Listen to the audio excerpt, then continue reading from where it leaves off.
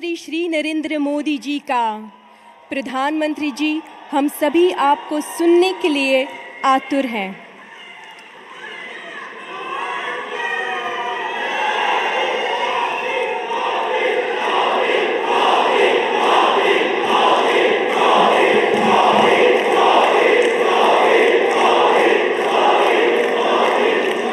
भारत माता की, भारत माता की, भारत माता की।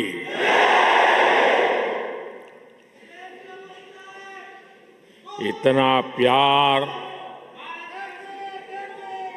इतना उत्साह, सच कहूं कुछ देर के लिए मैं भूल ही गया था कि मैं नीदरलैंड में हूं।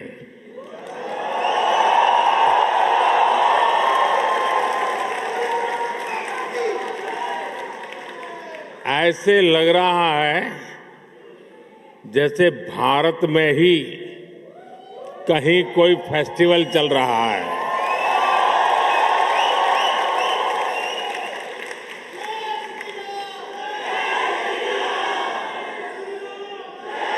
वैसे तो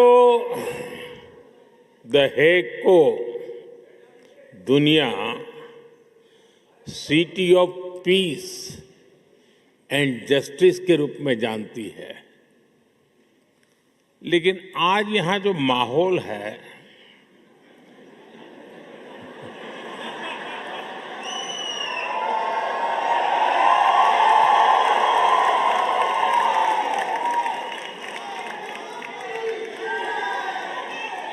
इस माहौल को देखकर लग रहा है कि the Hague living symbol of Indian friendship बन गया है।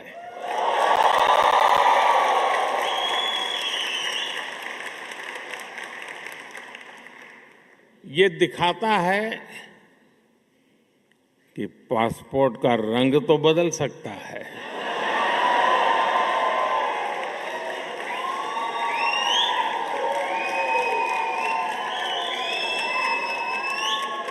एड्रेस भी बदल सकता है, टाइम जोन भी बदल सकता है, लेकिन मां भारती की संतानें कहीं भी रहें, ये गर्मजोशी, ये वाइब्रेंसी, लाइफ को सेलिब्रेट करने का जज्बा, ये हमारे हमेशा हमेशा हमारे साथ रहता है।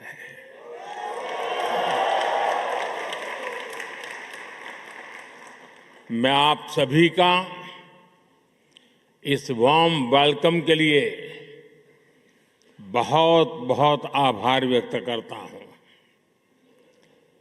और जब मैं यहां प्रवेश कर रहा था तो पूरा महाराष्ट्र, छत्रपति शिवाजी महाराज,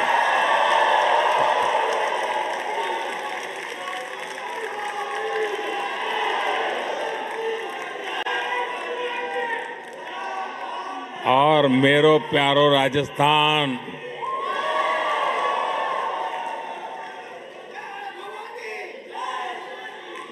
और ए फॉर असम,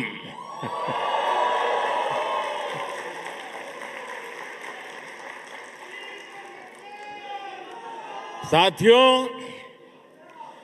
आप सभी से मुलाकात के बाद आज मुझे हिज मैजेस्टी द किंग और हर मैजेस्टी द क्वीन से मिलने का अवसर मिलेगा। इसके साथ ही प्रधानमंत्री राव यतेन से भी विस्तार से कई विषयों पर चर्चा होगी। बीते वर्षों में जब भी मेरी नीदरलैंड से यहां के लीडर से बात हुई है, ये हमेशा भारतीय डायस्पोरा की बहुत प्रशंसा करते आए हैं।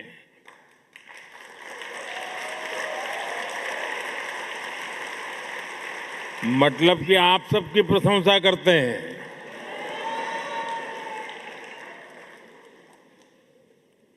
आप नीदरलैंड्स के समाज और यहां की इकोनॉमी में जो कंट्रीब्यूट कर रहे हैं उस पर हर भारतवासी को गर्व है। मैं आज इस अवसर पर नीदरलैंड की जनता का, यहां की सरकार का आभार व्यक्त करता हूं। मैं यहां की जनता को 140 करोड़ भारतवासियों की तरफ से अपनी शुभकामनाएं देता हूं।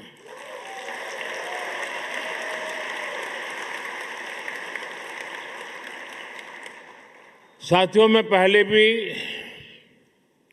नीदरलैंड आता रहा हूं। मेरे पुराने साथी महर्षि महेश योगी के सारे सदस्य यहां बैठे हैं।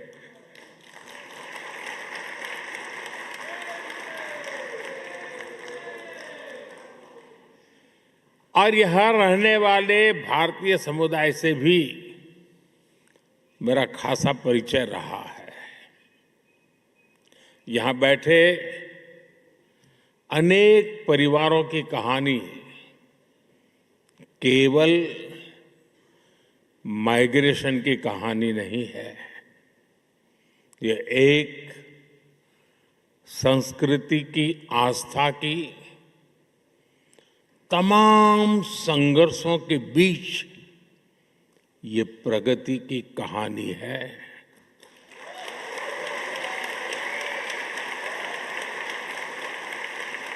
उस दौर में तब किसी ने सोचा भी नहीं था कि 2 महासागर पार करने के बाद भी भारतीयों की पहचान इतनी जीवंत रहेगी।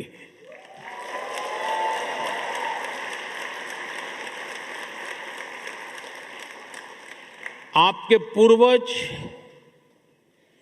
बहुत कुछ पीछे छोड़कर आए थे,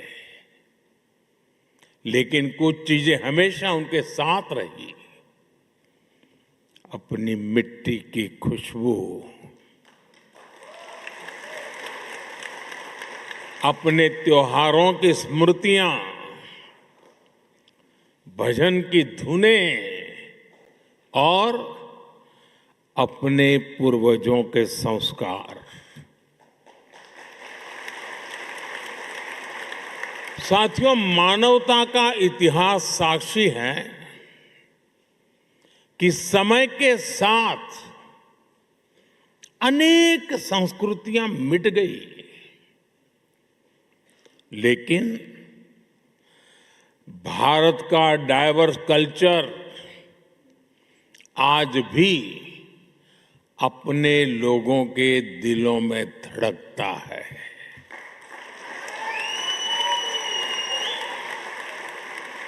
पीढ़ियां बदल गई, देश बदल गए, परिवेश बदल गए, लेकिन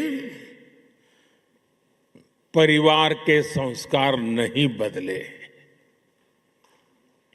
अपनापन नहीं बदला। आपने डच भाषा को अपनाया, लेकिन अपने पुरखों की भाषा को भी छोड़ा नहीं।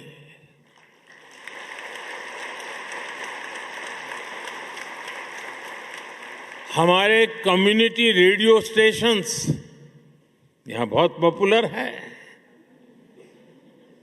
और इन स्टेशंस के माध्यम से भारत का संगीत और संस्कृति भी डच फैमिलीज तक पहुंच रहे हैं। द गांधी सेंटर हो या फिर अलग अलग शहरों के स्कूल, आप अपनी संस्कृति को भावी पीढ़ियों तक पहुंचा रहे हैं और ये बहुत ही सराहनीय है।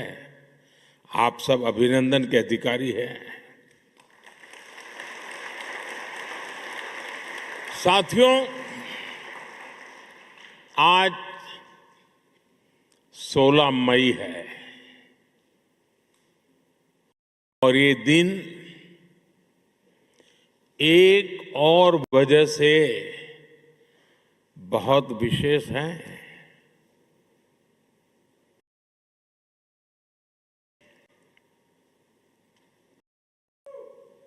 सोच रहे हैं ना? सोचिए, जरा और सोचिए। आज से 12 वर्ष पहले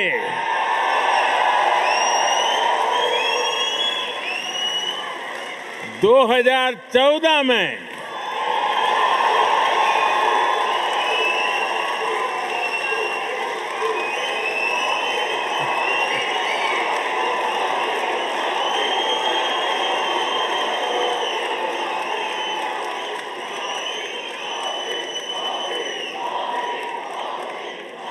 सोलह मई 2014 कुछ खास हुआ था। 2014 में आज के ही दिन लोकसभा चुनाव के नतीजे आए थे। दशकों बाद भारत में स्थिर और पूर्ण बहुमत वाली सरकार का बनना पक्का हुआ था।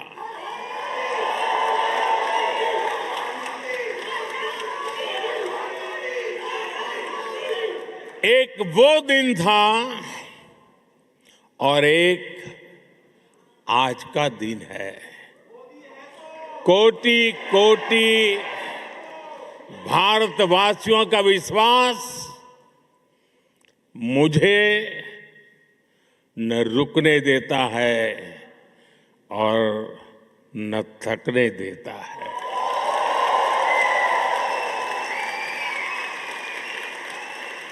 ये नॉन स्टॉप चले ही जा रहा है।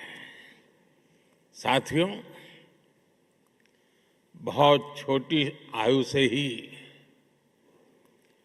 मैं देशभक्ति के रंग में रंग गया।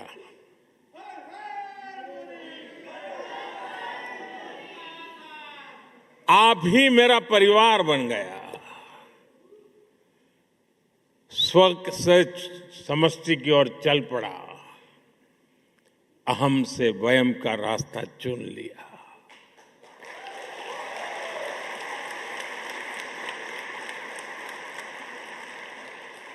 और फिर तो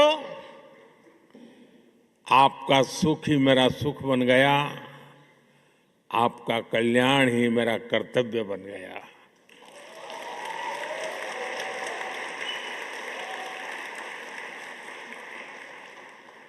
और समर्पित भाव से आप सबके आशीर्वाद से कुछ न कुछ करता रहा।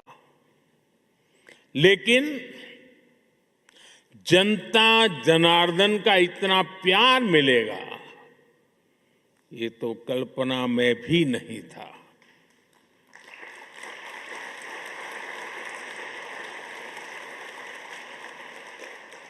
जब पीछे मुड़कर देखता हूं, 13 वर्ष मुख्यमंत्री के रूप में, 12 वर्ष प्रधानमंत्री का सेवा काल,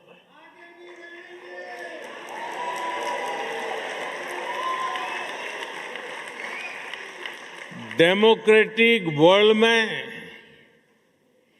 25 वर्षों तक करोड़ों करोड़ वोटर्स का लगातार समर्थन, ये मेरे लिए बहुत ही बड़े सौभाग्य की बात है। मेरे लिए ये सिर्फ एक आंकड़ा नहीं है, ये आपके आशीर्वाद, ये मेरी बहुत बड़ी पूंजी है। देश का ये प्यार, ये आशीर्वाद मुझे अपने जीवन का पल पल देशवासियों के सपनों को पूरा करने के लिए प्रेरित करता है। साथियों, दुनिया का कोई भी देश हो, अगर उसे आगे बढ़ना है तो उसे बड़े सपने देखने ही होंगे।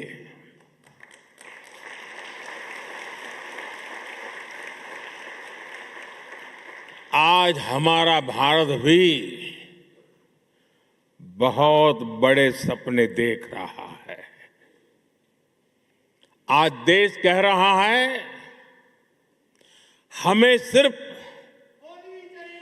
ट्रांसफॉर्मेशन नहीं चाहिए, हमें बेस्ट चाहिए। क्या चाहिए?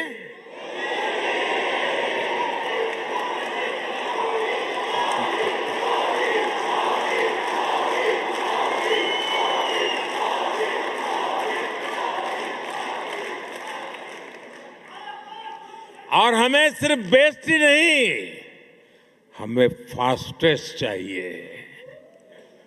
और इसलिए जब भारत में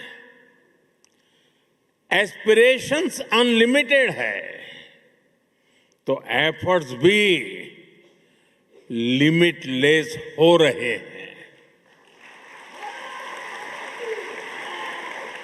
जैसे भारत के युवाओं का उदाहरण है, आज भारत का युवा आसमान छूना चाहता है, वो स्टार्टअप शुरू करना चाहता है, वो क्वालिटी प्रोडक्ट्स बनाना चाहता है, वो ड्रोन मैन्युफैक्चरिंग करना चाहता है, वो एआई और सेमीकंडक्टर की दुनिया में भारत को आगे ले जाना चाहता है।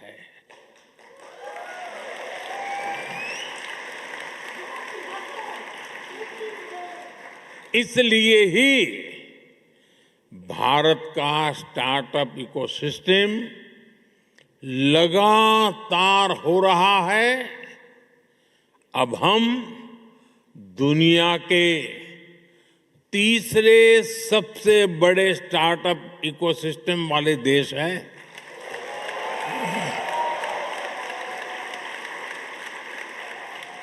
और साथियों, आज भारत की एस्पिरेशन सिर्फ अपनी सीमाओं तक नहीं है। भारत चाहता है वो ओलंपिक्स होस्ट करे, ग्लोबल मैन्युफैक्चरिंग हब बने, ग्रीन एनर्जी लीडर बने और दुनिया का ग्रोथ इंजन बने।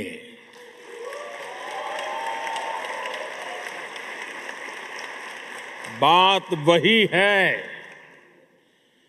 एस्पिरेशंस अनलिमिटेड है और हमारे एफर्ट्स की स्केल भी उतनी ही बड़ी है।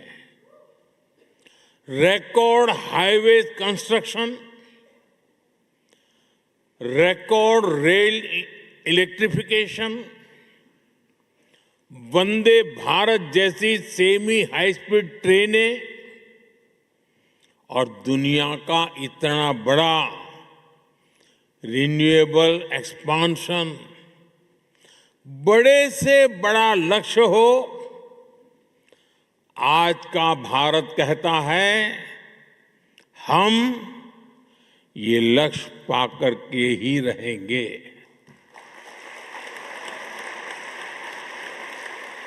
और हम ये करके दिखा रहे हैं। साथियों, आज का भारत एक अभूतपूर्व परिवर्तन के दौर से गुजर रहा है। आपने हाल में देखा होगा कि दुनिया की सबसे बड़ी और सफल एआई समिट भारत ने आयोजित की।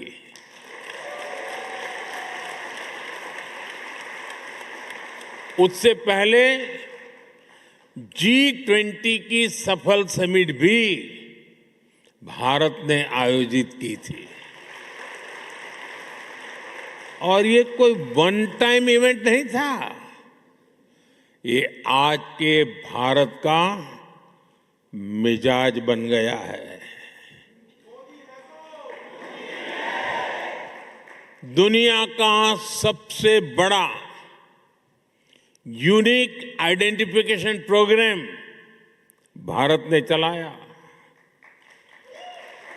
दुनिया के सबसे बड़े फाइनेंशियल इंक्लूजन प्रोग्राम में से एक भारत ने चलाया। जिस स्केल पर भारत डिजिटलाइजेशन कर रहा है वो अभूतपूर्व है। दुनिया की सबसे बड़ी government funded health insurance scheme Bharat चला रहा है। और हां, चांद पर भी भारत वहां पहुंचा जहां पहले कोई नहीं पहुंच पाया था।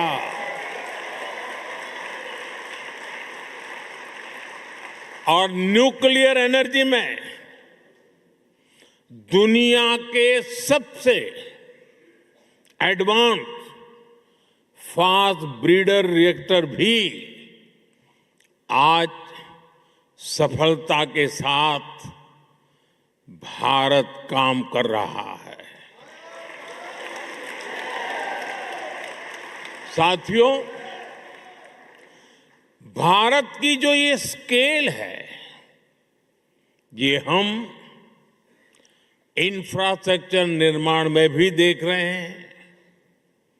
आज भारत में जो सोलर पार्क बन रहे हैं वो विश्व के सबसे बड़े पार्क में से एक है। सबसे ऊंची और सबसे लंबी टनल्स हो, सबसे ऊंचे और लंबे ब्रिजेज हो, सबसे लंबे एक्सप्रेस वे हो, सबसे बड़े मेट्रो नेटवर्क हो, सबसे बड़े सिविल एविएशन नेटवर्क हो, सबसे बड़े इलेक्ट्रिफाइड रेल नेटवर्क हो, इनमें से अनेक आज भारत में बन रहे हैं।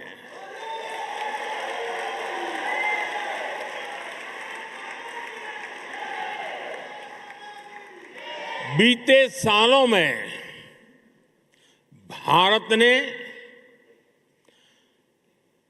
धरती से चंद्रमा की दूरी जितनी है, सुन लीजिए, धरती से चंद्रमा की जितनी दूरी है उससे भी 11 गुना 11 टाइम अधिक ऑप्टिकल फाइबर बिछाया है।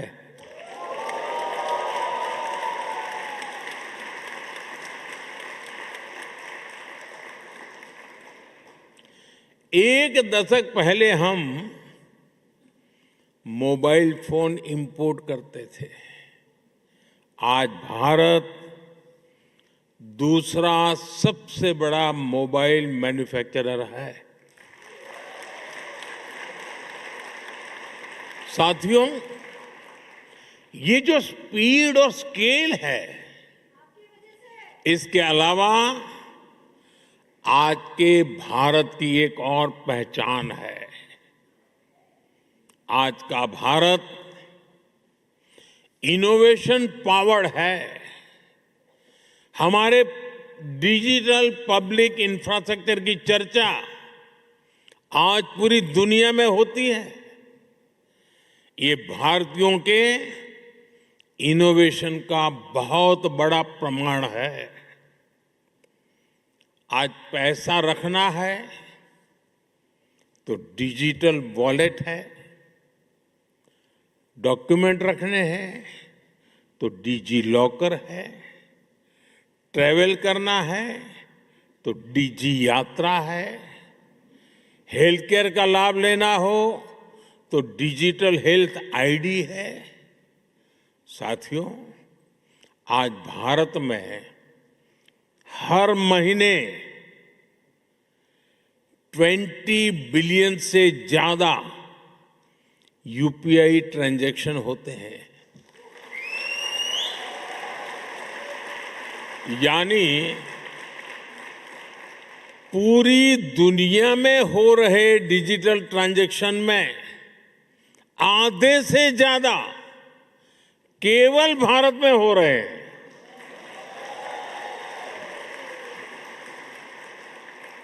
और स्टार्टअप तो आज भारत के युवाओं का मिजाज बन चुका है।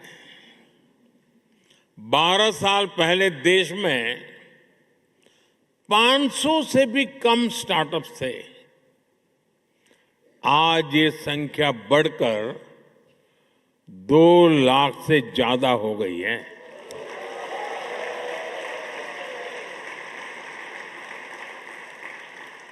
और स्टार्टअप की दुनिया में भी 2014 में भारत में सिर्फ 4 यूनिकॉर्न थे।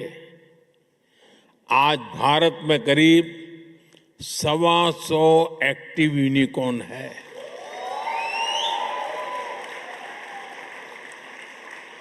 दो 2025 में ही करीब 44,000 और नए स्टार्टअप रजिस्टर हुए हैं।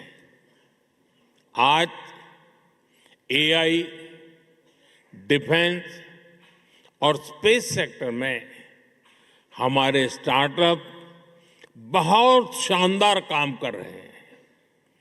समय के साथ रिसर्च और इनोवेशन का एक कल्चर और विराट होता जा रहा है। पिछले वर्ष ही भारत में 1.25 लाख से अधिक पेटेंट्स फाइल किए गए हैं। साथियों, भारत चिप मेकिंग में, सेमी कंडक्टर सेक्टर में भी बड़े कदम उठा रहा है। अभी भारत में 12 सेमीकंडक्टर प्लांट्स पर काम चल रहा है।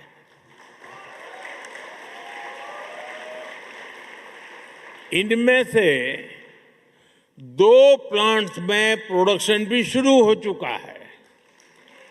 यानी अब चिप भी design India, made in India होगी।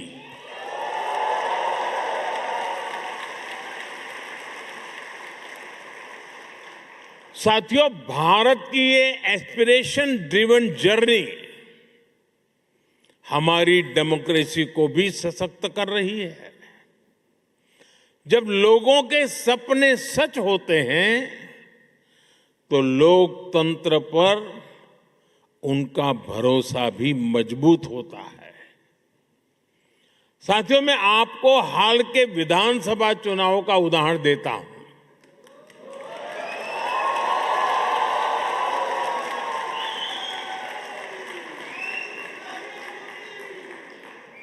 असम, बंगाल,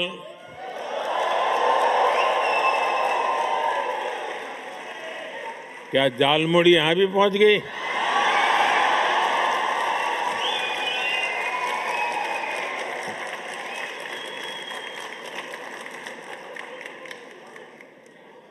असम, बंगाल, केरलम, तमिलनाडु और पुडुचेरी में इस बार 80 से 90% तक वोटिंग हुई।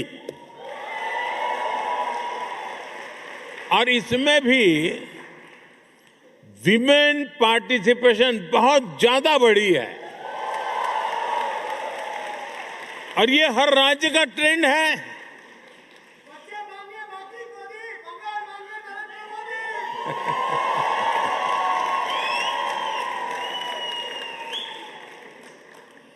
आज भारत में वोटर उत्साहित हैं, आप भी उत्साहित हैं।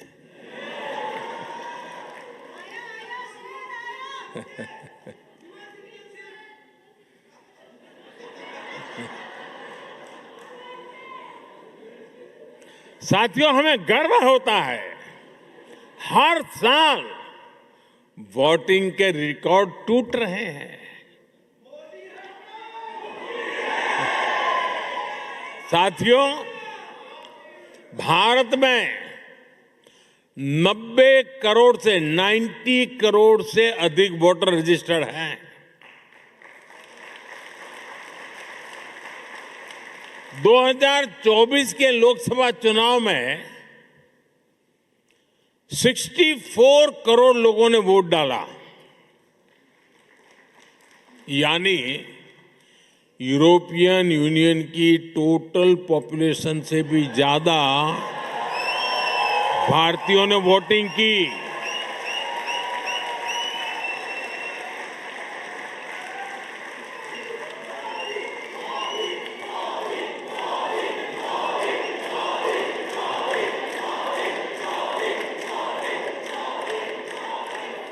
भारत अपने हर सिटीजन की डेमोक्रेटिक पार्टिसिपेशन को वैल्यू करता है और मदर ऑफ डेमोक्रेसी के रूप में ये हम सभी के लिए बहुत गर्व की बात है। साथियों,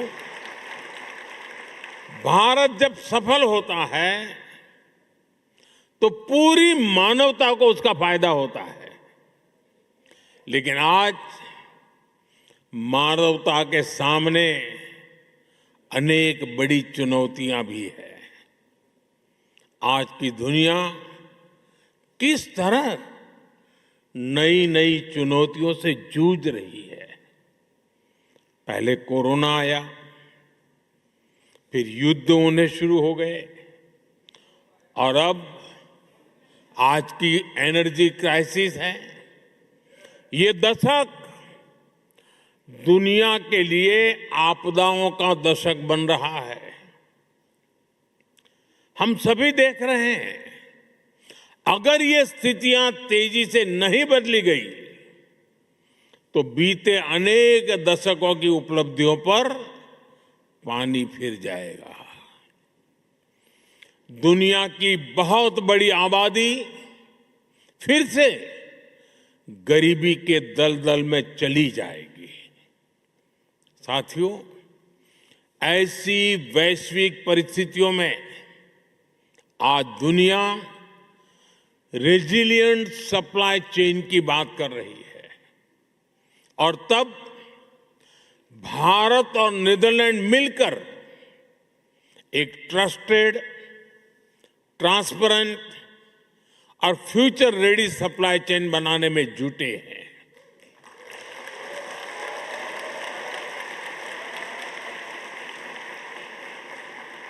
एनर्जी सिक्योरिटी से लेकर वाटर सिक्योरिटी तक नीदरलैंड्स और भारत मिलकर काम कर रहे हैं। ग्रीन हाइड्रोजन को लेकर हमारा कोऑपरेशन बहुत महत्वपूर्ण है और भारत और यूरोपियन यूनियन के बीच जो ऐतिहासिक ट्रेड एग्रीमेंट हुआ है, इससे भारत और नीदरलैंड की साझेदारी और मजबूत होगी और इसका लाभ आप सभी को भी होगा। भारतीय बिजनेस के लिए यूरोप में प्रवेश का नेचुरल गेटवे नीदरलैंड बनेगा।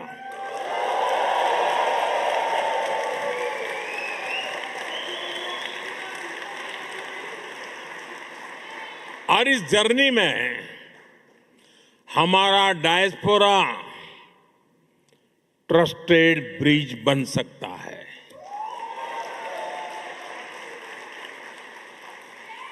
और मैं इसलिए कहता हूं कि डायस्पोरा इंडिया की एम्बिशन को भी समझता है और यूरोप के स्टैंडर्ड्स को भी जानता है। इससे यहां बसे भारतीयों को भी भारत के हाई क्वालिटी प्रोडक्ट्स के अधिक अवसर मिलेंगे। साथियों, नेदरलैंड ट्यूलिप की धरती है और यहां के खूबसूरत ट्यूलिप्स को देखने के लिए दुनिया भर के लोग यहां आते हैं। भारत में भी दुनिया के सबसे बड़े ट्यूलिप गार्डन में से एक हमारे जम्मू कश्मीर में है, श्रीनगर में है। और जिस तरह नेदरलैंड को ट्यूलिप्स के लिए जाना जाता है, वैसे ही भारत लोटस यानी कमल के लिए जाना जाता है।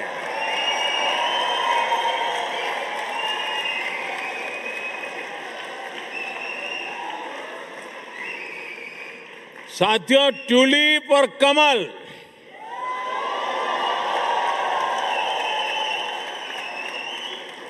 दोनों फूल हमें बताते हैं कि जड़ें चाहे पानी में हो या धरती पर, अगर सही पोषण मिले तो सुंदरता भी मिलती है और स्ट्रेंथ भी आ जाती है।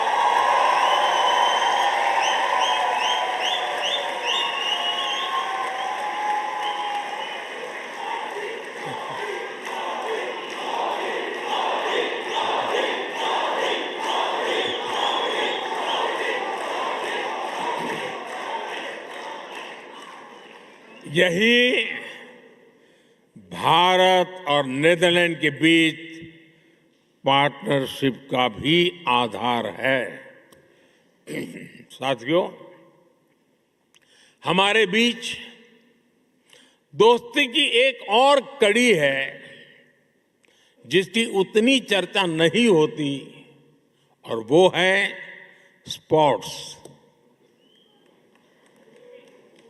हम दोनों देश स्पोर्ट्स के क्षेत्र में बहुत कुछ मिलकर कर रहे हैं। अब जैसे क्रिकेट है, नेदरलैंड की क्रिकेट में भारतीय समुदाय का बहुत बड़ा योगदान है। अभी भारत में T20 वर्ल्ड कप हुआ, उसमें नेदरलैंड की टीम ने अच्छा प्रदर्शन किया। भारत वर्ल्ड कप चैंपियन है, लेकिन भारत की टीम को भी नेदरलैंड की टीम ने बहुत बड़ी टक्कर दी थी।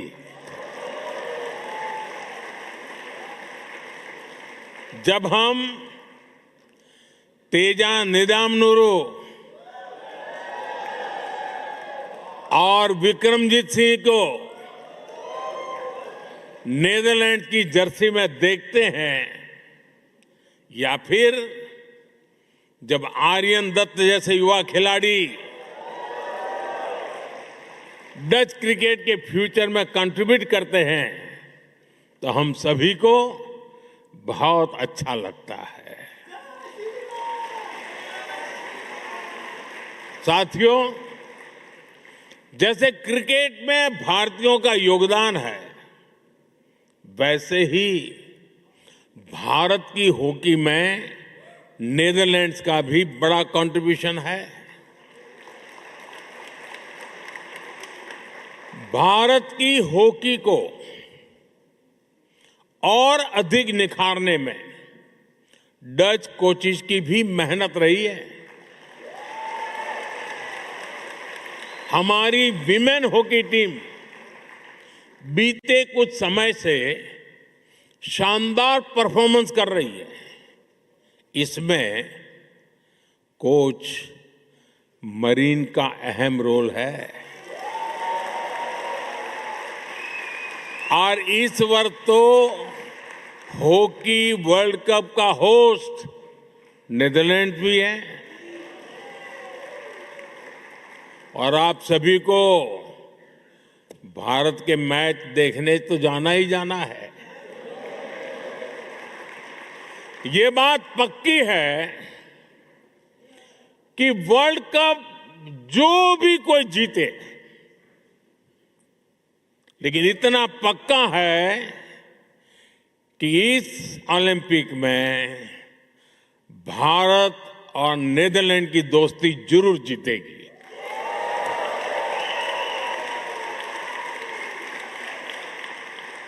साथियों, भारत और नीदरलैंड के बीच के रिश्ते की असली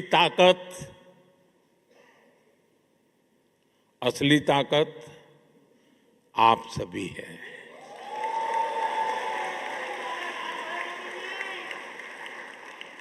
आप इस पार्टनरशिप के जीवंत सेतु हैं, जीवंत ब्रिज है। इसलिए भारत सरकार ने सूरीनामी हिंदुस्तानी समाज के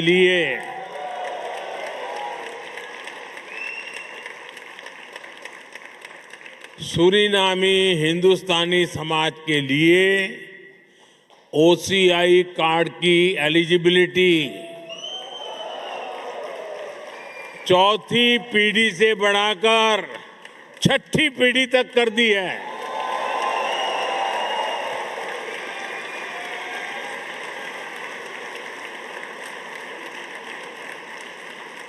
साथियों,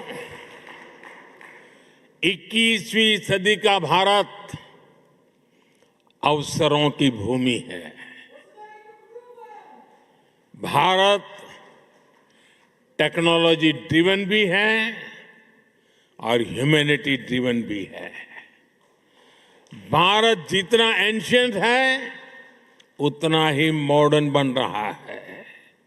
इसलिए ये समय भारत में आपके पुरखों के गांव से जुड़ने का भी है और विकसित भारत की जर्नी में भागीदारी का भी है। मैं नीदरलैंड्स में भारतीय समुदाय के सभी साथियों से कहूंगा, आप भारत में ज्यादा से ज्यादा सहयोग बढ़ाएं। इससे भारत का सामर्थ्य भी बढ़ेगा और आपके इन्वेस्टमेंट पर रिटर्न भी ज्यादा मिलेगा।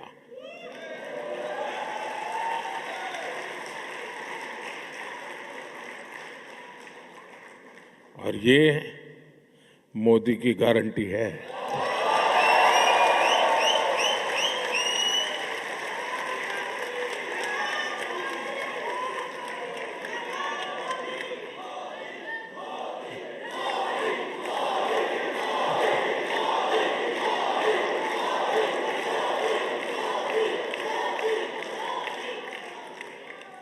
मैं इसी भाव के साथ इतनी बड़ी तादाद में आप सब आए, आप सबके दर्शन करने का सौभाग्य मिला, मुझे बहुत खुशी हुई। इसी भाव के साथ मैं अपनी बात समाप्त करता हूं। इतने गर्मजोशी भरे वेलकम के लिए फिर से आप सबका बहुत बहुत धन्यवाद। भारत माता की, भारत माता की, भारत माता की बहुत बहुत धन्यवाद। देवियों और सज्जनों, बहुत बहुत धन्यवाद। कृपया हमसे सूचना मिलने तक